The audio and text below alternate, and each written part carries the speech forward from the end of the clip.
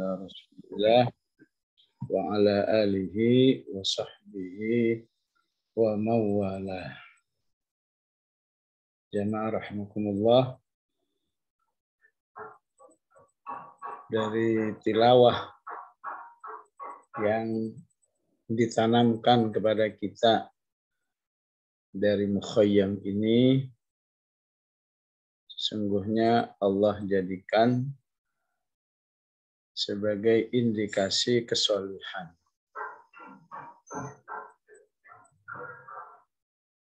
Sehingga selama kita belum banyak bersama Al-Quran, belum lengkap kesolihan itu jika belum banyak bersama Al-Quran. Ali Imran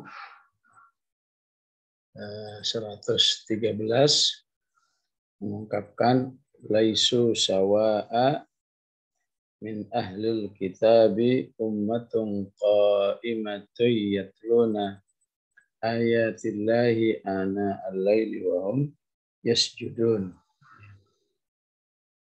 yu'minuna billahi wal yawmil akhir. Jadi dari ayat 113 ini, awal ayatnya atau awal ayat sebelumnya menjelaskan tentang orang-orang Yahudi yang sangat jahat. Ayat 112-nya, duribat alaihimud dillatu ainama thuqifu. Maka di ayat 113-nya Allah menyatakan, tapi tidak semua Yahudi begitu. Laisu sawa'a. Mereka tidak sama. Artinya apa? Yahudi yang sangat jahat seperti itu yang disebut di ayat sebelumnya, duribat alaihimud dhillatu aynama thuqifu, di mana saja mereka berada, mereka ditetapkan hidup dalam keadaan kehinaan. Tapi ketika Yahudi itu bersama Al-Quran, maka tidak lagi terjerumus dalam kehinaan. Bersama Al-Quran seperti apa? Yatluna ayatillahi ana al-laili wa hum yasjudun. Mereka membaca Al-Quran baik di waktu malam ataupun di waktu siang, dijelaskan dalam hadisnya, dalam waktu yang lama. Disebut ana'a itu apabila waktunya lama. Betapapun dapatnya sedikit, insya Allah sudah masuk ayat ini. Inginnya dapat waktu yang lama, dapat banyak. Maka mereka yang bisa waktunya banyak untuk Al-Quran, dapatnya banyak, itu disebut Al-Mahir. Al-Mahiru bil-Quran ma'as safaratil kiramil bararah. Karena bacaannya sudah lancar, bacaannya sudah baik, sudah paham. Maka yang baca Al-Quran 1 jam, tapi cuma dapat katakan setengah juz, atau kurang dari 1 juz, namanya yatata', bacaannya masih terbata-bata. Maka Rasulullah menjelaskan, bagi orang yang terbata-bata mendapat 2 pahala. Pahala membaca dan pahala terbata-bata. Jadi enakan mana? Tetap enakan Al-Mahir. Mahir 1 jam bisa 1 juz setengah. Banyakkan tuh pahalanya. terbata-bata 1 jam mungkin baru setengah juz. Tapi apabila yang terbata-bata terus membaca, ya lama-lama mahir. Tapi di balik terbata-bataannya tidak sia-sia di sisi Allah, tetap terapresiasi. Karena Allah menyatakan dirinya terhadap pembaca-pembaca Al-Quran, Ghafurun Syakur. Allah Maha mengampuni dan Maha mengapresiasi terhadap hamba-hambanya yang selalu membaca Al-Quran. Ya, bisa dibaca kembali di surat Fatir ayat 29 dan 30. Jadi 113 ini bisa jadi satu cambukan bagi kita umat Muhammad Sallallahu Alaihi Wasallam. Karena apa? Karena ayatnya berbicara tentang Yahudi. Sejahat-jahatnya Yahudi itu masih ada yang mau bersama Al-Quran. Mau beriman dengan Al-Quran yang baik. Ya. Bahkan seperti yang kita bahas kemarin, menjadikan Al-Quran menghias sholat malamnya. Ummatun qa'imatu yatluna ayatillahi ana al-laili wa hum yasjudun. Ya. Di mana letak prestasinya? Letak prestasinya betapapun mereka bisa jadi orang tuanya, saudaranya, temannya, atau secara umum lingkungannya. Ya. Dalam kondisi tadi, duribat alaihimudillah. Lingkungannya penuh dengan kehinaan. Nah, ini salah satu ayat yang menegaskan bahwa hidup di lingkungan jelek itu bukan berarti harga mati pasti ikutan jelek. Ya. Tapi kalau mau belajar, ya, walaupun hidup di lingkungan jelek, insya Allah Allah akan tolong seperti para Yahudi di ayat 113 ini. Bahkan lebih dari itu, ya, Yahudi yang disebut di ayat ini, ya, beriman kepada Allah dan hari akhir, yu'minuna billahi wal yaumil akhir, wa ya'muruna bil ma'rufi wa yanhauna 'anil munkar, beramar ma'ruf nahi munkar, bersemangat dalam berbagai macam kebaikan, wa ulaika minas shalihin. Ya.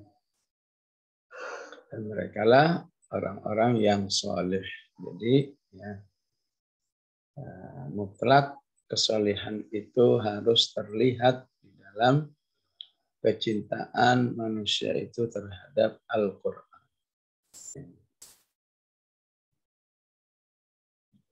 Jadi jika Yahudinya saja bisa soleh, menurut ayat ini, ya, tentu kita yang insya Allah lingkungannya, orang tuanya, kenalan-kenalannya, insya Allah tidak ada yang sejahat Yahudi.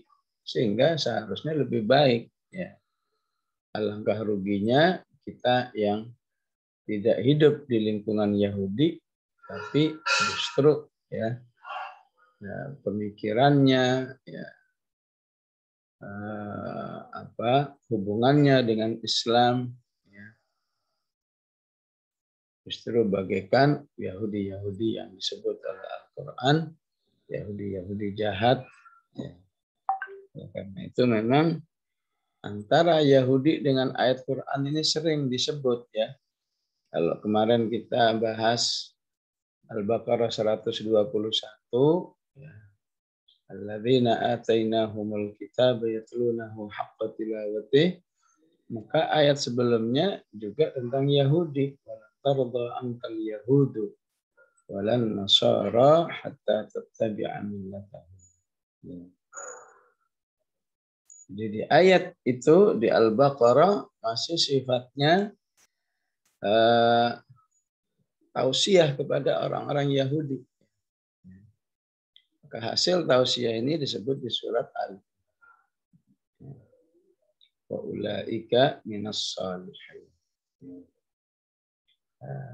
Dari ayat ini juga para ulama terinspirasi menjadi sebuah doa. Ya. Doanya mengatakan warzuqna tilawatahu ana al-laili wa ana an-nahar. Berilah kami rizki ya Allah bisa membaca Al-Quran sepanjang malam. Ana al-laili. Jadi kata ana al-laili ini inspirasinya dari Ali Imran. Ya. Dari Ali Imran 113 tadi. Yatluna ayatillahi ana al-laili. Zuqna tilawatahu ana al-laili wa ana an-nahar. Ana an-naharnya terinspirasi dari hadis Rasulullah sallallahu alaihi wasallam. Ya.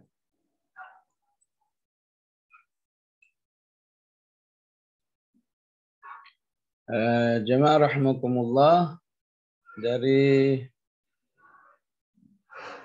ayat ini warzuqna tilawatahu ana al-laili wa ana an-nahar, ya, mengingatkan juga kepada kita ya, pentingnya memahami rizki.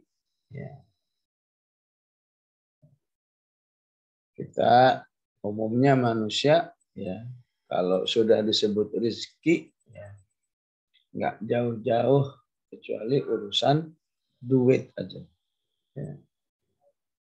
Betapapun memang duit itu salah satu dari sekian banyak rizki dari Allah. Tapi itu bukan satu-satunya. Ya. Ya. Kata rizki dalam Al-Quran itu ya, wabil khusus di surat Al-Anfal ya, Allah katakan ulaika humul mu'minuna haqqa lahum maghfiratu wa rizqun karim. Ya. Termasuk rizki ya. Rizqun karim ya. Ketika ya, memang artinya di sini pahala ya. Pahala yang mulia. Tapi kenapa Allah sebut dengan rizqun karim? Ya. Nah, kalau kok kembali ke surat Al-Anfal, karena manusia itu punya nilai-nilai keimanan yang sangat dicintai oleh Allah.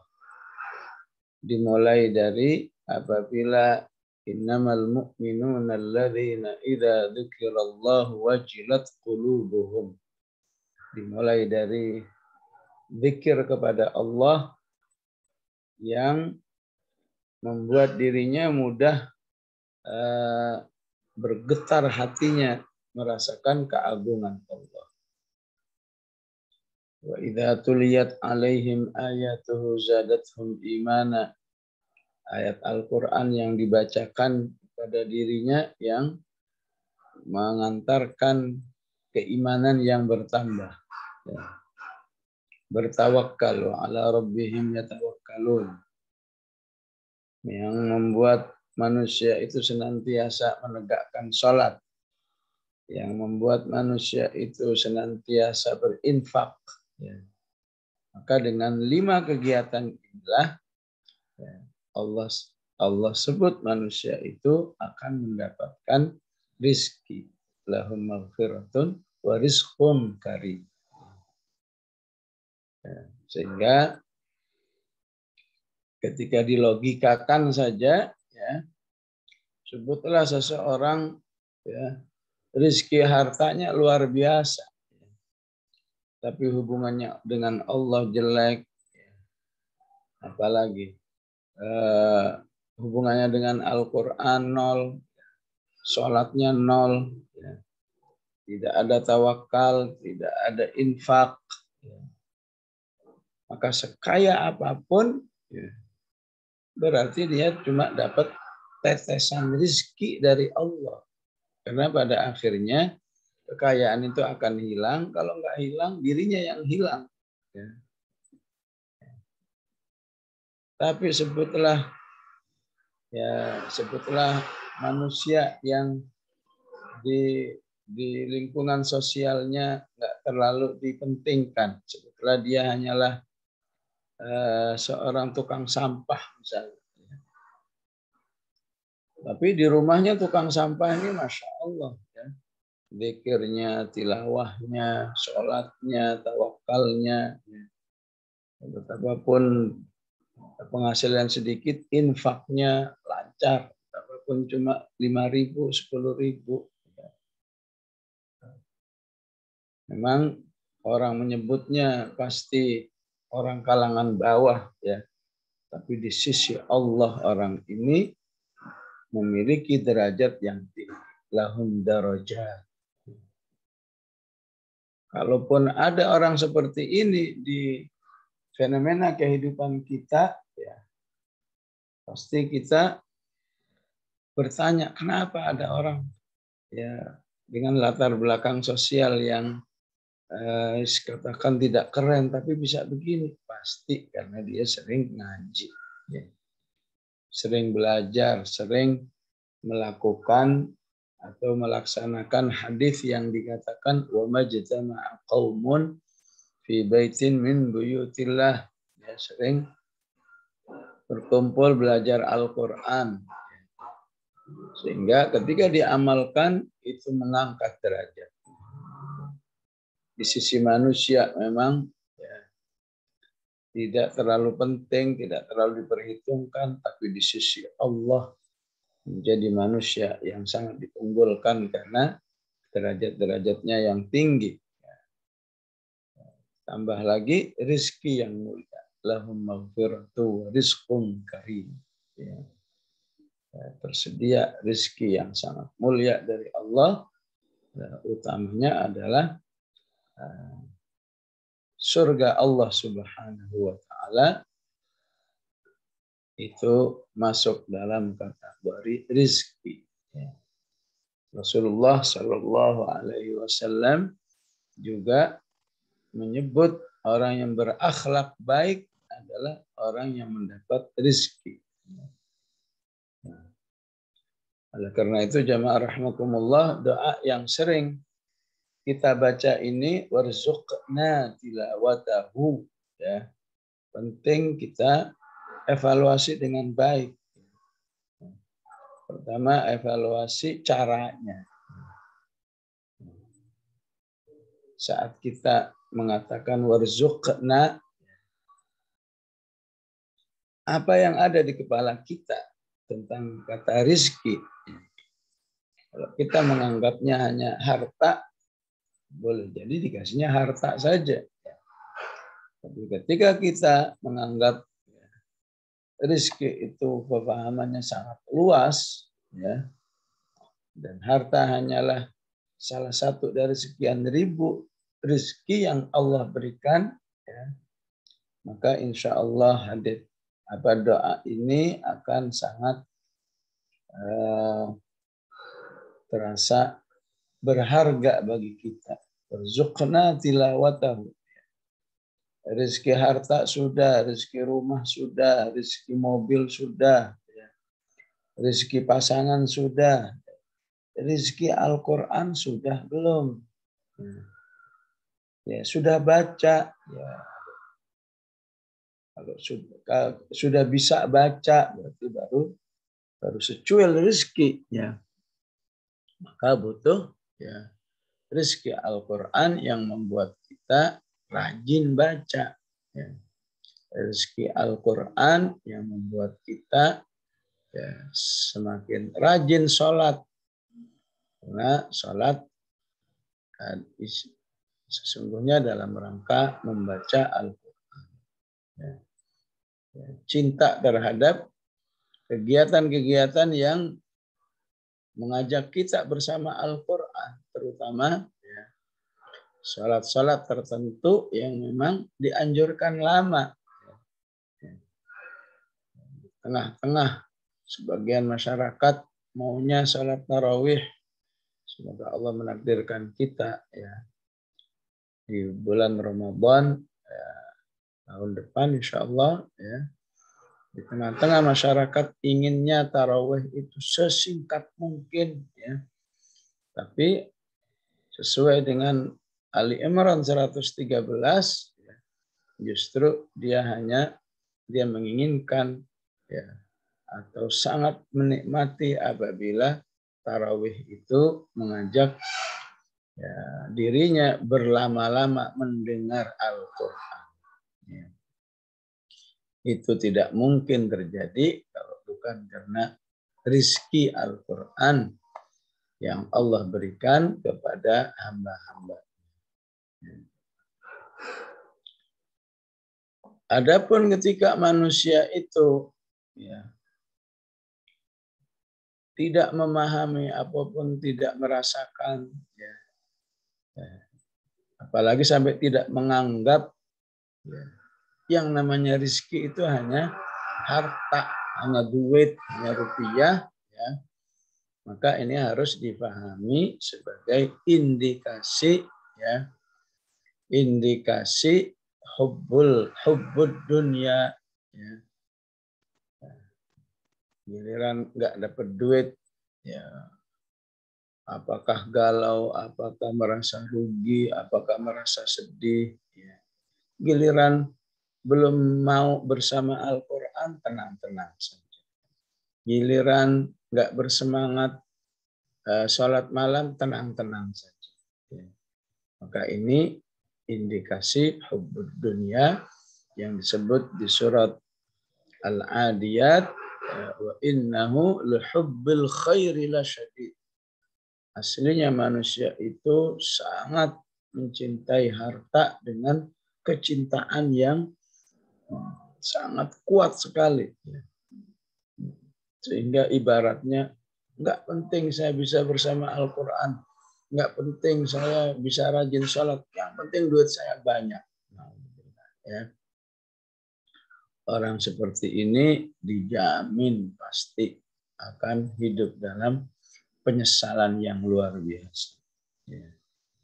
Sehingga mereka yang hidup seperti ini, yang menganggap rezeki itu hanya harta, Allah katakan, min qabli ayyatiya ahadakumul maut fayaqula rabbi laula akhartani ila ajalin qarib fa asaddaqa wa akum minas shalihin.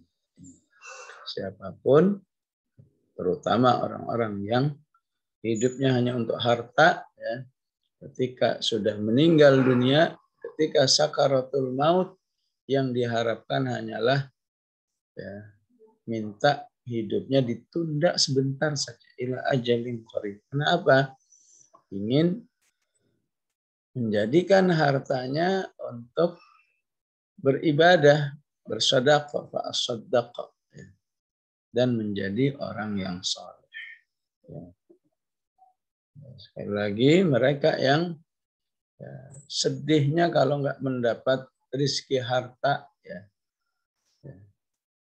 Sementara nggak sedih, nggak tilawah Al-Quran, nggak sedih, nggak paham Al-Quran, nggak sedih belum mengamalkan Al-Quran, ini juga disebabkan salah satu sifat manusiawinya yang masih menonjol yang disebut di surat Al-Fajr. Wa tuhibbunal mala hubban jamma. Manusia itu cintanya kepada harta, cinta yang banyak sekali. Bunal mala hubban jamma. Ya. Dan orang yang hanya berpikir seperti ini, ya, Allah ingatkan sangat bahaya, ya, kalau sudah datang hari kiamat. Ya. Karena itu Rasulullah Shallallahu Alaihi Wasallam mengingatkan umatnya, ya, ya, bolehlah kamu menginginkan rezeki harta, ya, ya. Tapi waspadalah jangan sampai, ya, tidak punya keinginan ketika rezeki itu terkait dengan Al-Quran. Ya. Maka dalam sabdanya Rasulullah menjelaskan, la hasada illa fitnataini. Ya. tidak lagi disebut keinginan yang negatif ketika manusia menginginkan dua hal. Memang kalau normalnya lah hasada, tidak ada hasad, ya, tidak disebut iri, ya. Tapi saya ingin menerjemahkannya dengan pendekatan realitas, ya, kehidupan kita, nah, sehingga saya terjemahkan tidak lagi disebut keinginan yang negatif, ya, menginginkan dua hal, ya. Jadi kalau keinginan negatif itu gimana? Ya, keinginan yang hanya keinginan terhadap keduniaan yang tujuannya hanya untuk urusan kenikmatan hidup. Ya, tidak ada satu keinginan yang mempersiapkan masa depannya yang baik. Ya. Karena itu Rasulullah mengatakan keinginanmu itu tidak lagi menjadi keinginan negatif ketika yang kamu inginkan dua hal. Pertama, kamu menginginkan orang lain yang sudah bagus hubungannya dengan Al-Quran. Ya. Dari segi bacaannya sudah bagus, dari segi hafalannya sudah bagus, pemahamannya, tadabburnya, pengamalannya, akhlaknya, wah semua udah mengandung Quran semua, ya. Ya. Maka sebuah aib keimanan jika diri kita nyantai-nyantai aja, biasa aja. Tapi giliran melihat orang yang mobilnya mewah, rumahnya mewah, ya, kepikiran kapan saya bisa seperti dia, kapan saya punya mobil seperti dia. Wah, ya. Jadi kalaupun mau minimal ya mau ya kita katakan mengikuti hawa nafsu, ya, berimbanglah, ya. Ya. Boleh menginginkan keduniaan, tapi untuk urusan Quran harus hidupkan keinginan, ya. Dan tentu ketika Rasulullah mengungkapkan seperti ini menunjukkan keinginan itu merupakan langkah awal untuk bisa menjadi hidup dengan Al-Quran. Ya. Jadi kalau ingin saja enggak, apalagi yang bisa ditolong oleh Allah kepada hambanya. Ya. Maka inginkanlah ketika kamu melihat seseorang yang sudah mahir bersama Al-Quran, ya, dia selalu bersama Al-Quran baik malam maupun siang. Rajulun atahullahul Quran fa yatluhu ana al-laili wa hum ana al-laili wa ana. Yang kedua, inginkanlah orang kaya yang banyak infaknya, ya. Di kehidupan kita itu biasanya ada orang-orang yang ya kekayaannya itu cukup dengan WA juga udah keluar. Ya. Sementara ada lagi sampai didatangin, sampai dijelaskan macam-macam nggak keluar juga. Ya, alangkah patut didambakan jika ada orang, maaf Bapak, ya, insya Allah kita akan buat program Khayyam Al-Quran agar umat cinta Al-Quran. Langsung klik sana, klik sini, langsung langsung dikirimkan bukti transfernya. Orang seperti inilah yang harus didambakan. Ya. Jadi pantas jika Rasulullah mengatakan bahwa yunfiquhu ana al-laili wa ana an-nahar. Ya. Dulu nggak kebayang apa ada orang malam-malam berinfak. Ya. Ya, ternyata akhir zaman ini sangat gampang, ya. Berinfak dengan cara transfer itu mau jam berapa aja bisa. E-banking itu bisa 24 jam. Kalau mau dibuat sarana infak orang tua, infak kerabat, infak masjid, infak program-program fisabilillah itu memang bisa dilakukan sepanjang waktu. Ya. Ya. Kalau dulu nggak kebayang ya, memang malam-malam nganterin duit. Ya. Ternyata tepatlah sabda Rasulullah Sallallahu Alaihi Wasallam. Ya.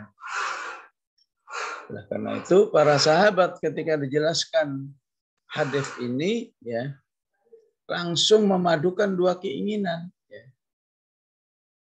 Jadi orang yang mahir bersama Al-Quran jadi orang kaya. Ya. Itulah Abu Bakar, itulah Umar, itulah Uthman, itulah Ali, Abdurrahman bin Auf, ya. Az-Zubair bin Al-Awwam, semua adalah orang-orang yang ya, bersama Qur'annya ya, istilahnya papan atas ya, dengan segala amal-amalnya ya. Begitu juga kekayaannya apabila dihadirkan sebagai orang zaman sekarang juga papan atas juga. Sejarah mencatat rata-rata mereka akumulasi infaknya itu udah 100 miliar lebih. Umar itu bisa sampai 300 miliar akumulasinya. Ya. Papan atas semuanya. Ya.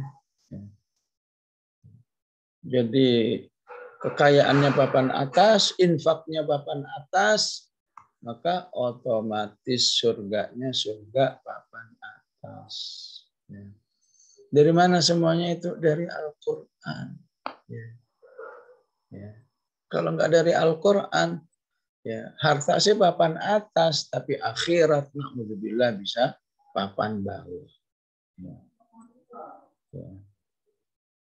Ya, begitulah ya kabarnya orang-orang yang jahat di atas bumi ini adalah orang-orang yang secara harta papan atas tidak tertandingi oleh siapapun. Ya. Ya.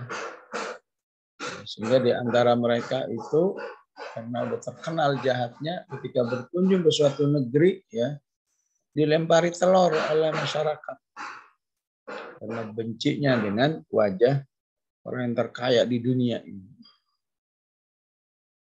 Ya, kekayaan melimpah, ya, bentar lagi mati. Ya. Tapi justru karena kekayaannya, kalau nggak bertobat, ya, kalau nggak segera kembali kepada Islam, maka yang berlaku adalah apa?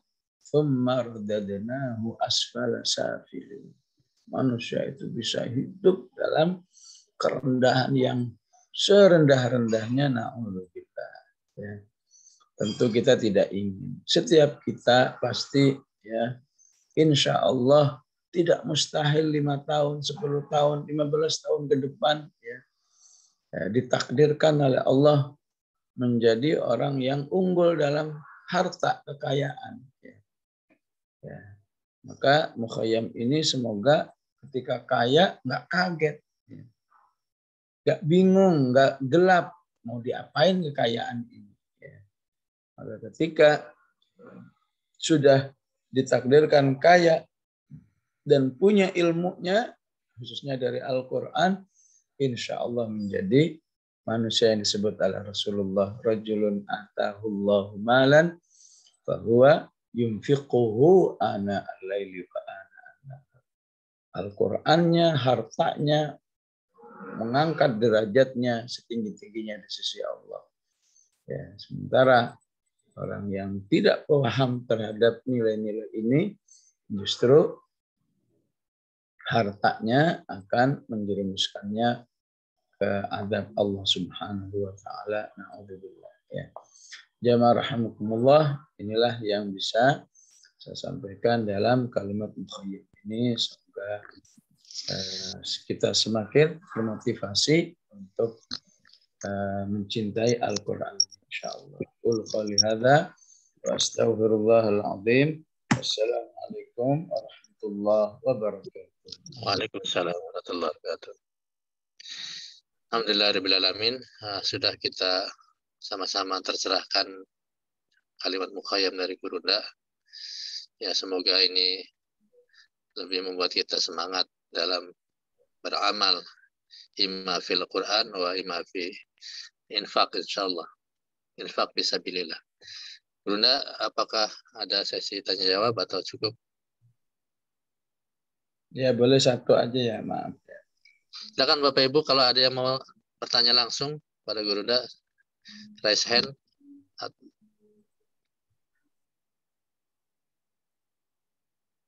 Silakan Bu Nurbaiti, bisa di on itu itunya.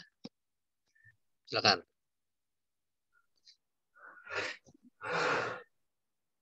Dibuka aja itunya, mic-nya Bu. Oh ya, dari Ya, tadi nggak silakan. bisa Ustaz. Ya, Jazakallah silakan. Ustaz. Ya. Assalamualaikum warahmatullahi wabarakatuh, Gurunda. Waalaikumsalam. Waalaikumsalam warahmatullahi. Pertanyaannya, yang sudah bertahun-tahun tarbiyah tuh semakin kesini semakin menjadi pertanyaan Ustaz. Jadi tadi kalau orang konsep rizki itu kan tidak hanya rizki, tetapi di golongan tarbiyah ya, karena insya Allah saya tarbiyah dari awal 90 Ustaz. Artinya dari tahun itu sampai tahun sekarang teman-teman saya banyak ditarbiyah, tetapi justru di kita masih tertanam bahwa harta dunia itu tetap harus diutamakan kebanding yang lain. Sehingga ketika ada seorang yang dalam harta tidak bisa dipertimbangkan gitu, maksudnya dia tidak papa banget, tapi dia artinya dia tidak kaya, tetapi justru banyak masih dipicing sebelah mata gitu Ustaz. Dengan kita sekarang, di antara kita, di antara tarbiyah saat ini gitu. Nah, bagaimana cara merubah mindset itu gitu Ustadz, bahwa jangan karena harta orang dipandang, tapi karena ya memang dia punya sikap pribadi yang baik atau ucapan-ucapan juga baik gitu. Begitu aja Ustadz. Jazakallah khairan katsir. Assalamualaikum warahmatullahi wabarakatuh. Waalaikumsalam warahmatullahi wabarakatuh. Permasalahan ini memang permasalahan yang manusiawi, ya.